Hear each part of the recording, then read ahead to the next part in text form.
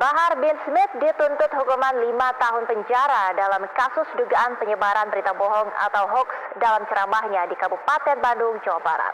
Menuntut saya, padahal jelas fakta dan kebenaran.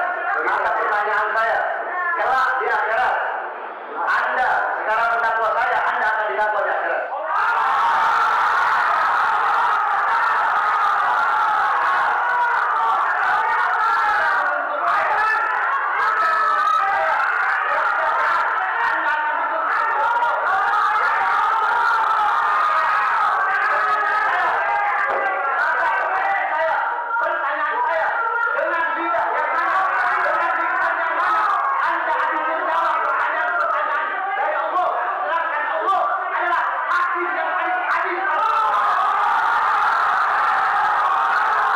Karena itu saya perintahkan Jaksa Agung, pidanakan. Kita tidak ragu-ragu.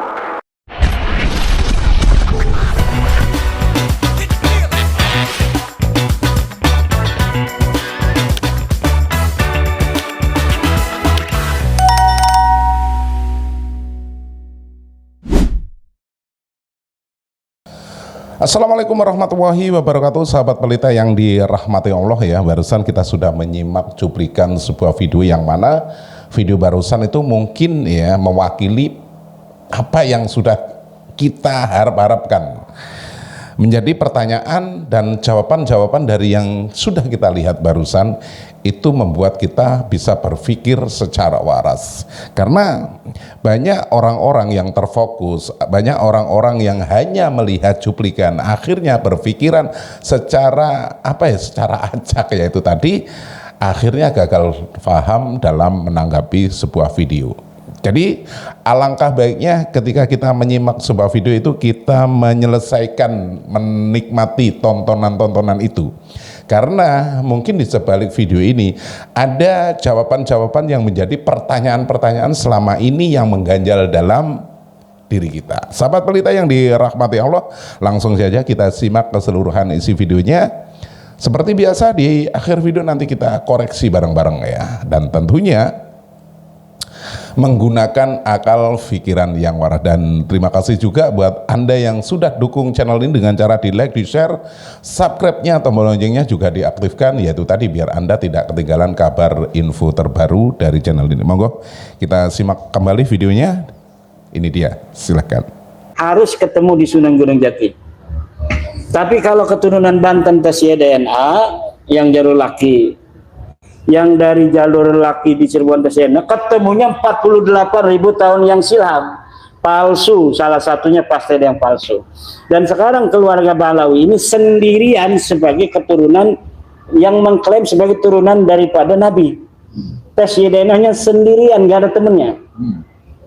Jadi yang lain dari keturunan Al-Abdali yang ada di Makkah, keturunan Al-Jammazi yang ada di Saudi Arabia, keturunan dari Al-Anggawi yang ada di Makkah, keturunan Al-Qatadi yang ada di Makkah, yang ada di Yordan, keturunan dari Al-Muhanna yang ada di Madinah, keturunan Al-Qandil yang ada di Mesir, keturunan daripada Al-Faiz yang ada di Karbala, Irak, keturunan yang Al-Amili yang ada di Libanon.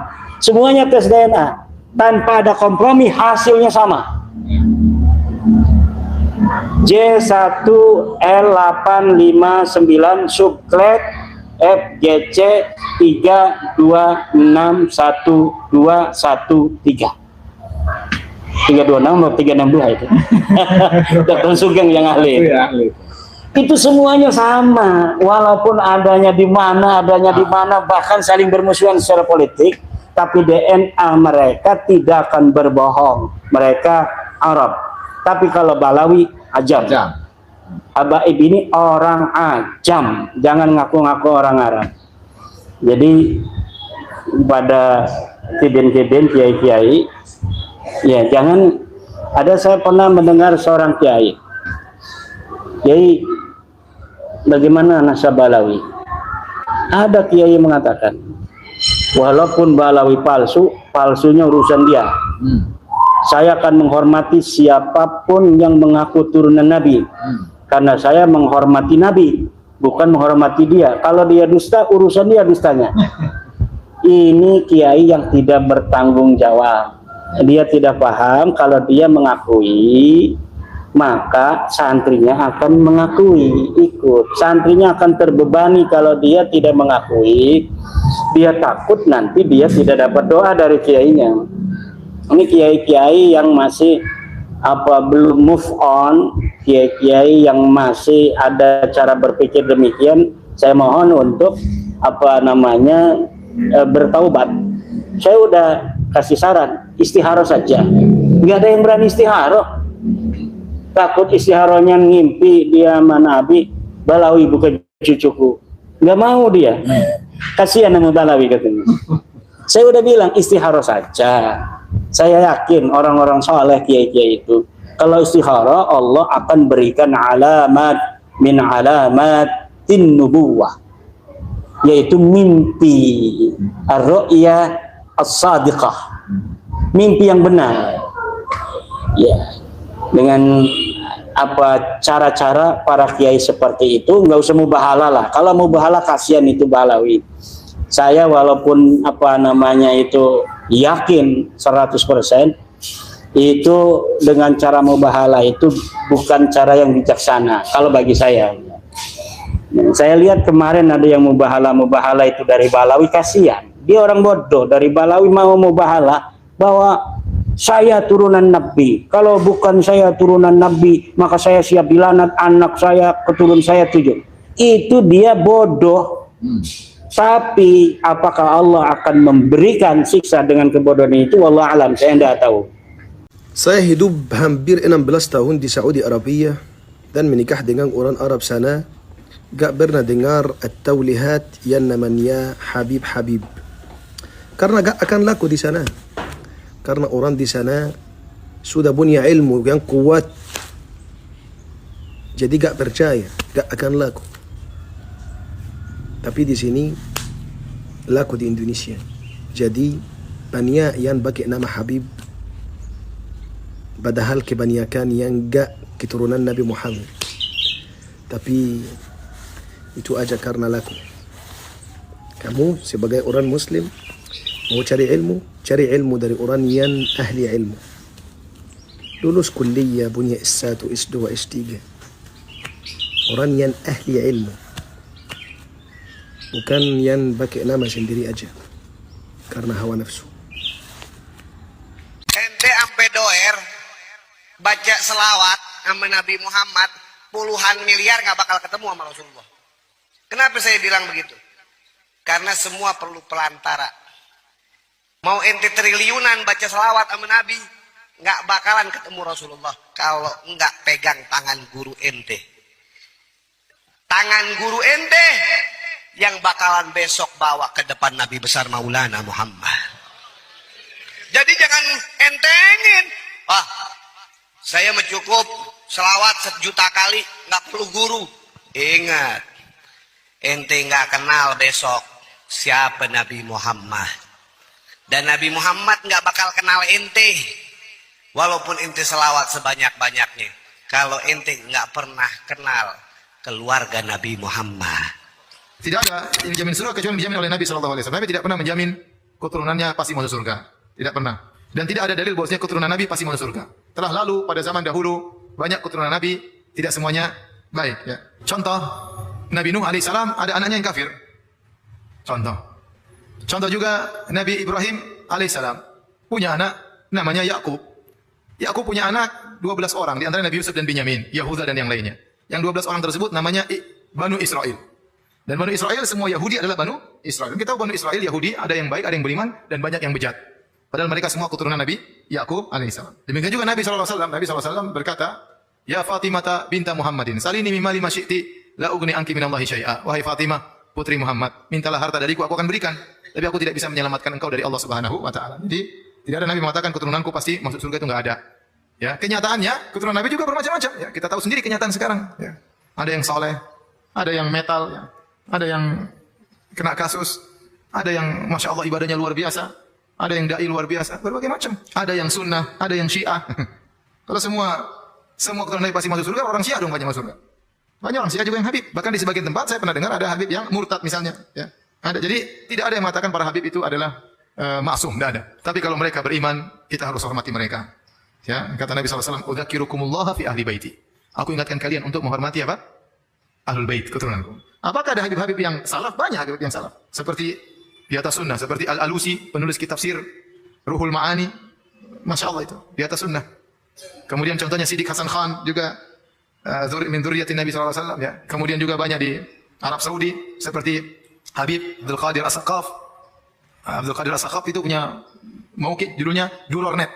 Itu apa namanya, website paling bagus, Masya Allah. Tentang fikih, tentang hadis, dia bantah orang-orang Syiah, dia bantah orang-orang Sufi. Dia Habib. Jadi banyak ya, saya juga teman-teman juga banyak yang Habib yang sunnah. Jadi macam-macam namanya Habib, ada yang sunnah, ada yang Sufi, ada yang Syiah. Dan tidak ada yang jamin bahwasanya semuanya mereka masuk surga. Kalau mereka tidak terjadi masuk surga, maka lebih utama mereka tidak bisa menjamin orang untuk masuk apa? Surga. Ada salah satu culture shock yang sangat bikin aku shock banget di Indonesia. Dan sebenarnya hal itu lagi viral banget di Indonesia saat ini, yaitu tentang Habib-Habib. Banyak orang di Indonesia ini yang mengaku bahwa dia Habib dan keturunan Rasulullah.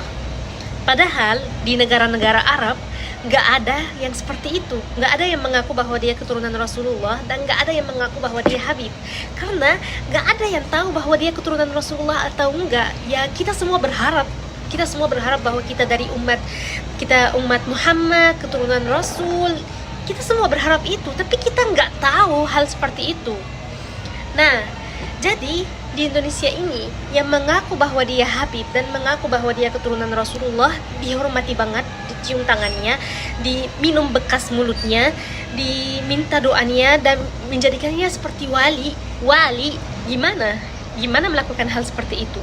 Dan kalau dia dikuburkan, kalau sudah meninggal dan dikuburkan, didatangi kuburannya, dihiasi kuburannya, ditaruh uang-uang di tempat kuburannya itu, diminta doanya seperti kalau dia wali beneran. Dan apa semua itu? Apa semua itu? Coba kalian pikirkan. Kenapa kuburan Rasulullah sendiri dijaga banget dan tidak boleh orang yang mendekatinya? Kenapa? Karena nggak boleh melakukan seperti itu. Karena ia tahu bahwa banyak orang yang akan datang dan melakukan seperti itu. Padahal itu nggak boleh. Nggak boleh ada wali antara kita dan Tuhan. Coba kalian pikirkan kata-kata aku ini. Aku tahu banyak yang akan mau melawan aku, tapi semua kata-kata ini saya pengen banget menyampaikannya kepada saudara-saudaraku di Indonesia. الدليل في الدنيا الله تعالى يقول فلا تدعوا مع الله أحدا وأنت يا محمد ويا علي ويا جعفر ويا زهراء. الله تعالى يقول أمن يجيب المضطر إذا دعاه وأنت تقول المدد يا رسول الله. الله تعالى يقول وإذا مرضت فهو يشفين وأنت تطلب البركة والمدد من القبور والأضرحة. ثم يوم القيامة ستقول وقالوا ربنا إنا أطعنا سادتنا وكبراءنا فأضلونا السبيل. الكلام لك ولغيرك لا أخصك بالموضوع. الله تعالى إذا مت على عقيدة تعتقد أن أصحاب القبور وأصحاب الأضرحة أنها تنفع أو تضر أو يتمسح بها أو يتبارك بها أو نتخذها وسيلة بيننا وبين الله، ستقول يوم القيامة وقالوا ربنا إنا أطعنا سادتنا وكبراءنا فأضلونا السبيل ربنا آتهم ضعفين من العذاب والعنهم لعنا كبيرا. Kok kamu mau menikah cuma dengan surat seperti ini? Aku pikir kita dibutakan itu pakai buku nikah, ternyata cuma pakai surat doang. Pokoknya aku tanya terus buku nikahnya mana, dibilang nanti, gampang itu. Kemudian orang lain datang dari negara lain ke sini, tiap hari membanggakan leluhurnya, tiap hari bercerita keunggulan leluhurnya, tiap hari kita harus mendengarkan riwayat-riwayat leluhurnya. Setelah itu kita bermahabbah pada mereka, menghormati mereka, mendewa-dewakan mereka, dan kita menganggap diri kita lebih rendah dari mereka. Dan tak terasa domba kita kirim, uang kita kirim untuk mendapatkan air putih agar kita usahanya lancar. Kita keluarkan uang demi mereka, dan kita semakin direndahkan martabatnya sebagai suku dan sebagai bangsa. Padahal mereka makan setiap hari dari kita. Cerita-cerita dalam setiap hari yang kita dengarkan adalah cerita hebatnya leluhurnya orang lain, solehnya leluhurnya orang lain. Dan saya katakan, leluhur kita lebih soleh dibanding leluhur mereka, leluhur kita lebih baik dibanding leluhur mereka, leluhur kita lebih beradab dibanding leluhur mereka, leluhur kita lebih dekat dengan Yang Tunggal, dengan Allah Subhanahu wa Ta'ala dibanding leluhur mereka. Lu jangan banyak, jangan banyak ngomong. Dikresek. Gua kresek sekarang. Oke, sekarang gua tunggu. Saya ditantang pribadi. Telah kuharamkan, anak punya hati sudah anak haramkan buat perempuan lain selain Fadlun. Jadi mau anak nikah lagi, itu anak gak cinta. Karena cinta anaknya buat Fadlun udah habis sudah. Mati segala penjelasan. Istrinya, Ella selalu menurutin apa katanya. Ella selesai sholat, Ella cium kakinya. Dia bilang ada istri-istrinya yang mencium kakinya setelah sholat. Cuma aku yang berbakti kepada suamiku, tapi suamiku tega. Tapi sebulan sekali dia datang, untuk apa dia datang kalau gitu sebulan sekali? Datang cuma mau berhubungan aja. Oh, dia datang cuma mau gitu-gitu aja. Selama nikah aku nggak pernah diajarin tentang agama atau apa gitu, nggak pernah cerita tentang keluarga atau apa, nggak pernah sama sekali. Dia datang cuma seenaknya dia doang. Oh gitu? Iya. Nggak ada bimbing kamu? Nggak ada sama sekali. Bimbing kami sholat? Dia datang bukan sendiri. Dia datang sama rombongannya, dengan kru-krunya, dengan anak-anak buahnya. Kalau waktu dikirimnya nggak ada? Kita minta dikirim, dia nggak mau. Kasih. Dia nggak kasih. Dia rahasiakan. Dia nggak mau orang tahu. Ini pun dia nggak tahu kita punya. Oke, sampai di sini ya. Saya pengen tanya dulu ya. Helwa dan Bunda tahu nggak sih tentang Habib Bahar ini? Kita awalnya nggak kenal. Kita nggak tahu, kita buta. Nggak kenal sama dia sama sekali. Nggak tahu dia tuh yang mana. Kalau aku ibu, nggak mungkin aku mau jodohkan anak aku dengan suami orang, nggak mungkin. Anak aku satu-satunya, perempuan satu-satunya yang bisa membuat bangga saya. Tapi kok tiba-tiba kok saya mau kasih nikah anak aku sama dia. Di situ yang aku nggak pikir. Ibu nggak tahu bahwa dia sudah berkeluarga? Aku nggak tahu, soalnya waktu itu dia ngomong sama Helwa, dia cuman ada istri tinggal satu, dia bilang ke aku. Tapi itu pun dia sudah cerai. Oke, dia ngaku dari awal seperti itu ya. Habis sudah nikah, sudah selesai nikah, dia bilang dia sudah kembali lagi dengan istrinya. Oke, nanti tahan di situ. Kamu tahu track record dia pernah masuk penjara ya kalau aku nggak salah ya? Ada track? Enggak. Ya, kita nggak tahu. Nanti setelah nikah baru aku tahu. Dia yang cerita. Sebelum menikah kamu tidak tahu? Nggak tahu sama sekali. Kamu nggak berusaha baca berita juga atau mencari tahu? Enggak. Tidak tahu? Enggak. Ibu juga tidak tahu ya? Sama. Pokoknya kita habis akal gitu, nggak? Pokoknya nggak akal lah. Nggak mau tahu lah, pokoknya. Kok kamu mau menikah cuma dengan surat seperti ini? Aku pikir kita dibutakan itu. Pakai buku nikah, ternyata cuma pakai surat doang. Pokoknya aku tanya terus buku nikahnya mana? Dibilang nanti, gampang itu. Dia ngomong gitu terus. Dia bilang kan ini istri terakhir. Dia ngomong sama aku, aku ini istri terakhirnya. Tahu-taunya dia nikah lagi. Oh, nikah lagi? Dia nikah lagi. Kami sempat makan nasi pakai teh manis. Disiram pakai teh manis. Karena nggak ada apa-apa lagi. Nggak ada apa-apa. Aku kirim foto ke dia bilang aku di sini 3 hari belum makan. Bagaimana dengan anaknya di dalam? Di situ yang aku heran, seorang Habibku jadi ini.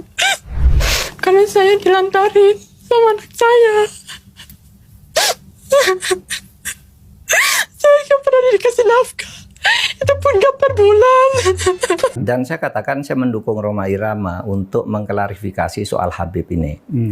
Karena saya terganggu dan tersinggung terhadap perkembangan ini sesudah saya melihat tiap mau tidur saya lihat YouTube pertengkaran Rhoma Irama, Imaduddin, Gus Abbas dengan para habaib itu luar biasa, menimbulkan pro kontra. Lalu saya lihat apa sih masalahnya? Kalau saya sendiri pribadi, mau Habib itu turunan Nabi atau tidak, kalau salah ya kita koreksi, enggak apa-apa. Tetapi yang lebih dari itu, kemudian ternyata muncul klaim-klaim bahwa Republik Indonesia itu ada karena Habib. Wali Songo itu semuanya Habib. Padahal Habibnya baru datang sesudah Wali Songo meninggal. Gitu loh. Lalu diklaim ini turunan Habib ini. Imam Bonjol coba. Dibilang itu Habib Sahabuddin. Itu dari mana? Kok Imam Bonjol Habib Sahabuddin?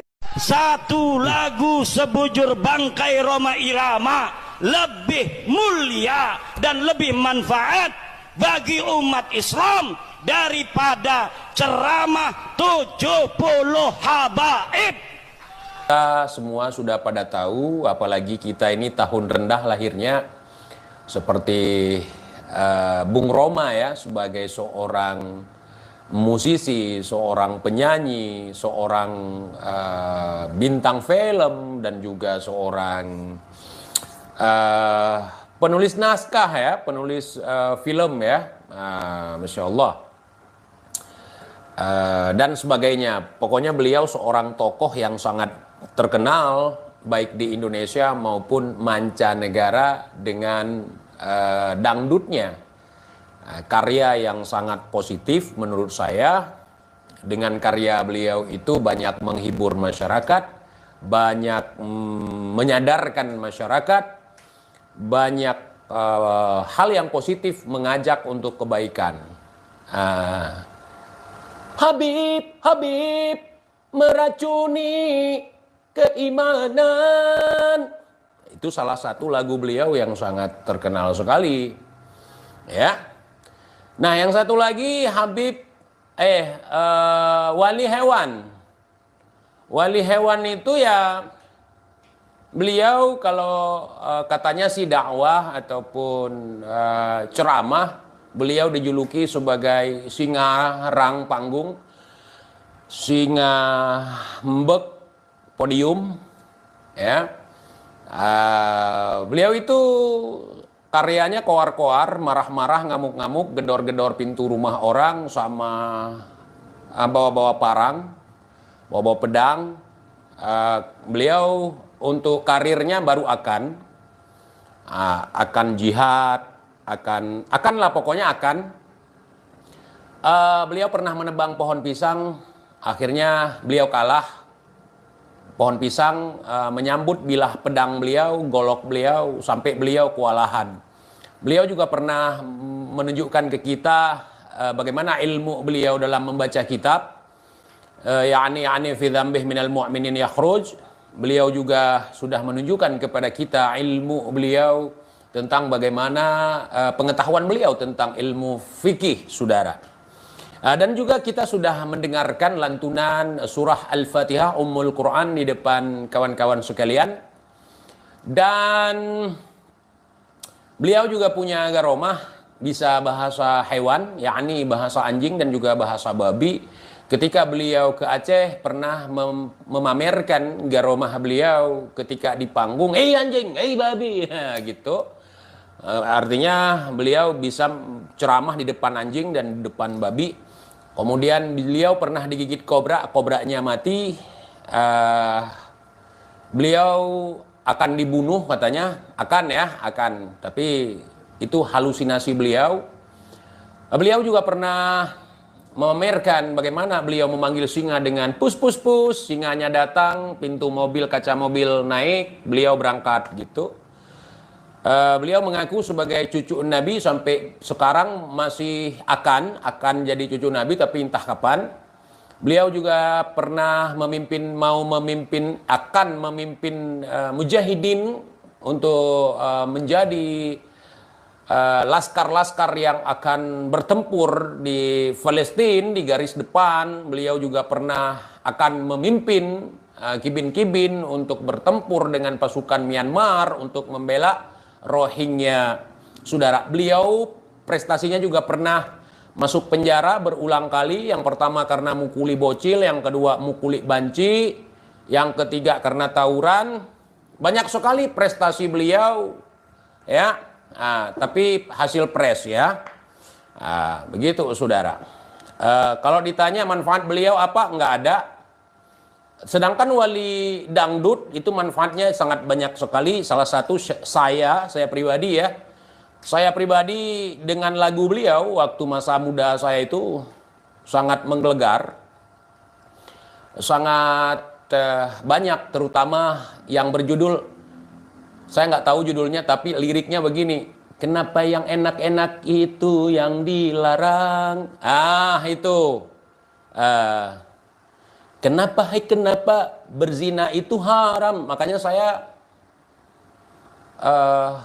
karena lagu begitu ya, saya sadar gitu. Sehingga ketika saya dekat dengan perempuan yang bukan hak saya, yang tidak halal untuk saya langsung keingat gitu. Itu ya, mungkin kita ketika mendengar ceramah kadang kita lupa gitu. Tapi ketika ada lagu Bung Roma yang tentang itu ya saya jadi ingat lagi gitu. Begitu, Masya Allah. Dan tidak ada lagu Bung Roma yang menyesatkan saya pribadi ya, tidak ada. Dan yang paling berkesan saat ini saya sudah melihat ya, fenomena saat ini ya, dan lagu beliau itu sudah lama gitu, kayak beliau meramal melalui lagu gitu, lagu dangdut beliau. Enaknya jadi bajingan, kemana-mana diciumi tangan. Asiknya jadi bajingan, kemana-mana ada amplop di tangan. Bajingan, bajingan, bajingan, bajingan. Itu lagu beliau yang sangat luar biasa, saudara. Gitu, ya. Lagu beliau itu. Dan satu lagi, lagu beliau yang seperti ramalan gitu, untuk zaman sekarang cocok gitu. Sekian lama aku menunggu bukti dari nasabmu, telah lama aku menunggu, selain dirimu Kabib. Sampai di situ aja, nanti nyelekit. Itu lagu beliau yang sangat menginspirasi buat saya gitu. Ya, sangat menginspirasi bagi saya. Mohon maaf suara saya memang serak-serak becek, keek ya. Tetapi saya paksakanlah untuk mencontohkan gitu. Ya. Kalau karya Wali Binatang siapa? Apa karyanya? Hei kerak-kerak bersorban, hei Kiai monyet, hei Habib monyet, hei Ustadz monyet. Itu karya beliau dan saya nggak suka ngikutin yang begitu. Beliau Wali Dangdut ini ketika main silat dari zaman dulu ya, di TV-TV, di layar lebar, di mana-mana lah pokoknya. Beliau itu artis. Wali Dangdut ini artis. Jadi kalau beliau nunjukin silat, nggak kelihatan lebaynya. Karena beliau di situ adalah berkarya, seniman. Ketika Habib, bukan Habib ya, Wali ya. Wali Binatang kalau main-main silat kayak ular itu untuk apa? Coba.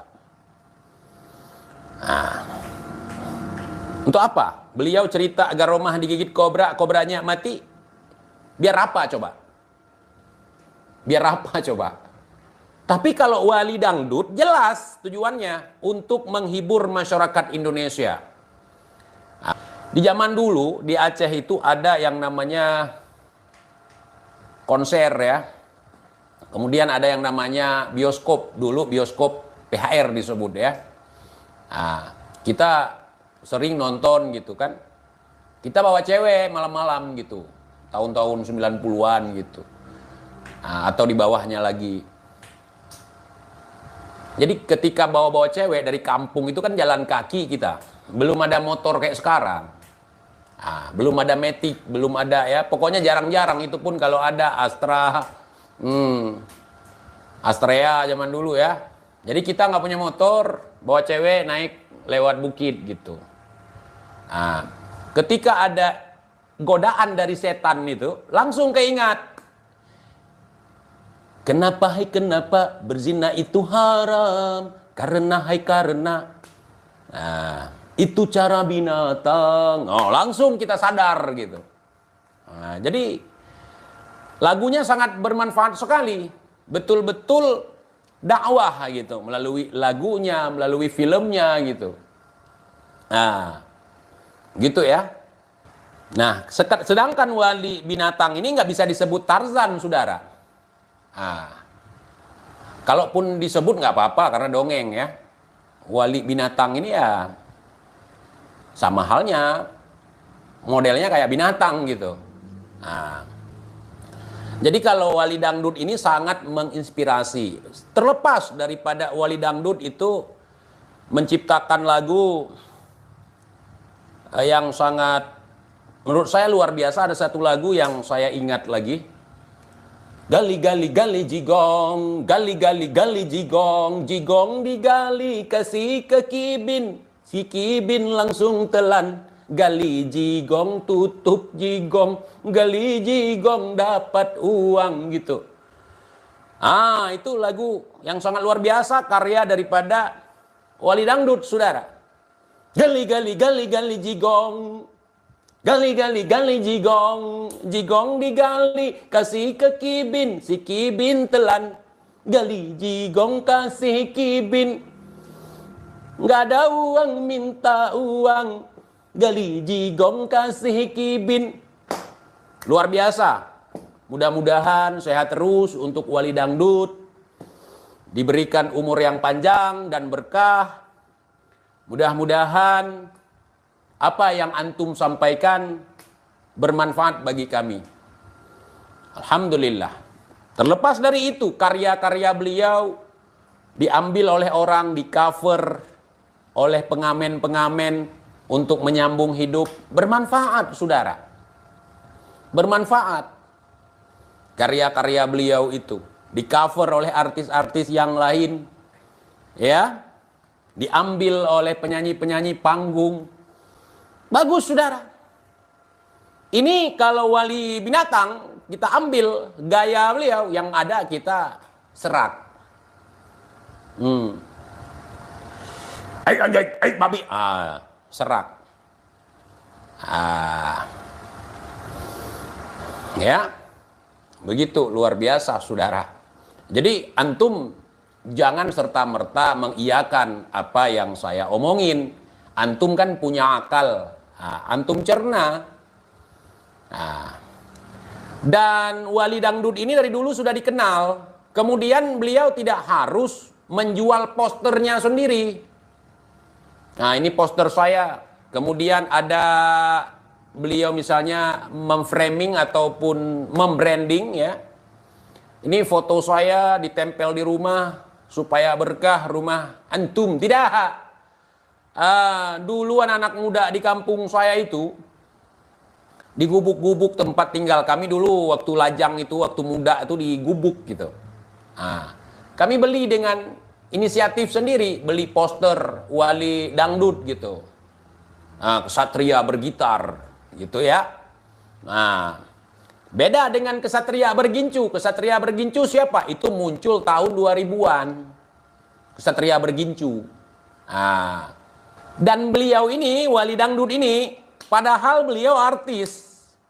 Tentu artis itu ketika manggung tidak jauh dari yang namanya make up artis. Jadi beliau itu walaupun artis, bibirnya tidak norak kayak wali binatang, saudara. Kemudian beliau itu tidak narsis. Walaupun beliau ngartis, tapi tidak narsis. Kalau kesatria bibir merah atau kesatria berjigong, nggak ada manfaatnya. Cerita datuknya. Jadi nebeng sama datuknya yang tidak jelas supaya dapat panggung. Sementara wali dangdut beliau berkarya. Dari karyanya beliau dikenal di seluruh Indonesia, saudara. Kira-kira bermanfaat mana?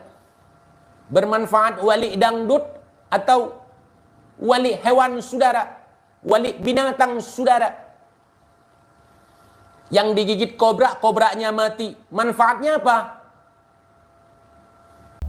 Sahabat pelita yang dirahmati Allah ya, keseluruhan video sudah kita simak dan sudah kita saksikan bareng-bareng ya. Semoga video yang sudah kita simak barusan kita bisa mengambil sisi baiknya, meninggalkan sisi buruknya. Kalau kita telan mentah-mentah keseluruhan isi video, nantinya kita bisa konslet sahabat pelita ya.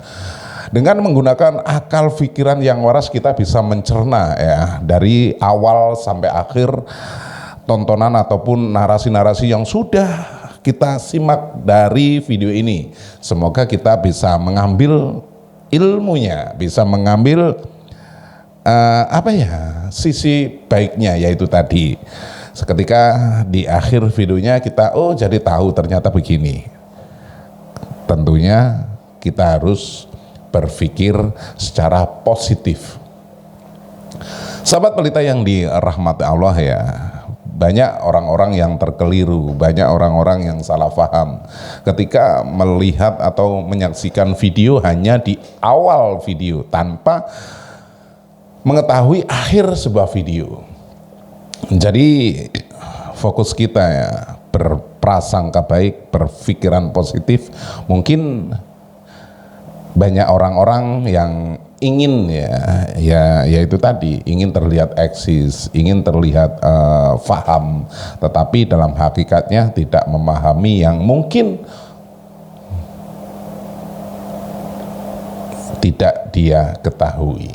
Nah, sahabat pelita yang dirahmati Allah, terima kasih karena sudah klik video ini. Semoga video ini bermanfaat, dan apabila video ini bermanfaat jangan lupa di like, di share, dan tinggalkan jejak Anda di kolom komentar. Terima kasih. Saya akhiri, wabillahi taufik wal hidayah. Wassalamualaikum warahmatullahi wabarakatuh. Sampai jumpa.